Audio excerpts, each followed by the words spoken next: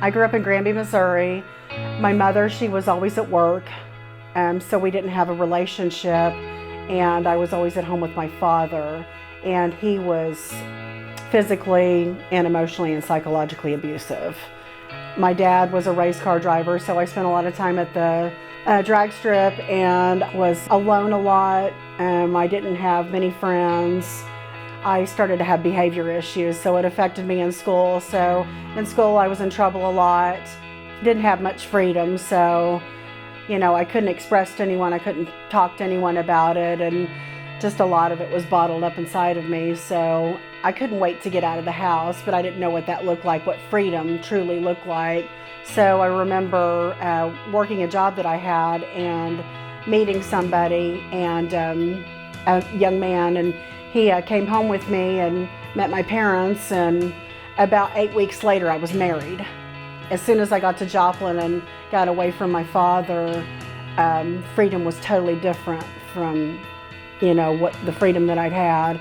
And so that kind of led a downward spiral for me of starting to drink alcohol and smoke marijuana and eventually using meth, which allowed me to cover up the feelings that I didn't know that I was feeling. And there were so many of them, I couldn't identify them, and I just knew that I wanted the pain to go away. My husband became abusive immediately. We were together not even a year, and we split apart. I immediately jumped into another relationship, and that became my oldest child's father. I had a girlfriend that I'd worked waitress with, and she was telling me about a place where I could go to work and that I would make a lot of money, and that it was easy and stuff. So I remember when I was just barely 18 years old, someone from a local bar in Carthage come and picked me up and took me to this nightclub where exotic dancers were employed. And so I remember watching the ladies there. It was very disturbing to me. My stomach was rattling and I was shaking, and I didn't exactly know what I was getting into, but I grew up around a lot of men and I never got any attention. And I noticed right away that I was getting attention, seeing a lot of money, being thrown at me. And it was just exactly, the beginning of another downward spiral for me in that lifestyle for probably about 7 years till I was about 24 years old. And eventually my life had spiraled completely out of control to where I completely quit working. I remember I was completely hooked on methamphetamine, and I abandoned my house and lost everything in my 20s. And then in my 30s, I tried to pull myself back together. I started having mental health issues, emotional and psychological, and I ended up in the hospital for the first time and was put on medication, would continue to be put on medication for 18 long years. Tried to get clean, I don't know how many times. My 40s rolled around, and I still same pattern, same cycle, in and out of programs, churches, never had any way to get set free or had experienced real freedom, the real freedom that I needed.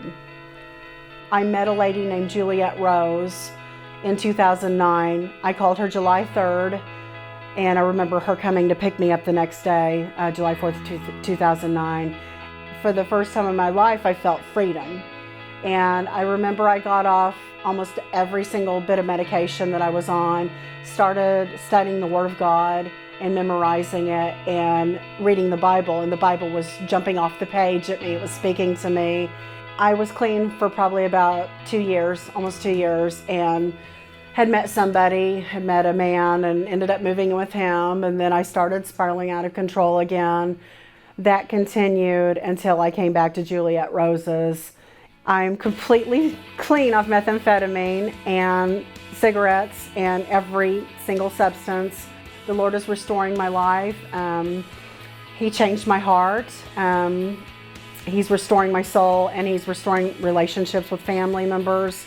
And I'm able to hold down employment, and the things that I'm able to do, the things that I couldn't keep before, now I'm able to keep. I'm a leader in Guiding Light Ministries. I'm the house manager at the Transitional House, and I teach Bible study at Water Gardens on Sunday nights. Despite everything that's happened to me, I thank God every day for the person, for the woman that I'm becoming, and for the grateful heart He's given me. I know that I should have been dead, but I'm alive.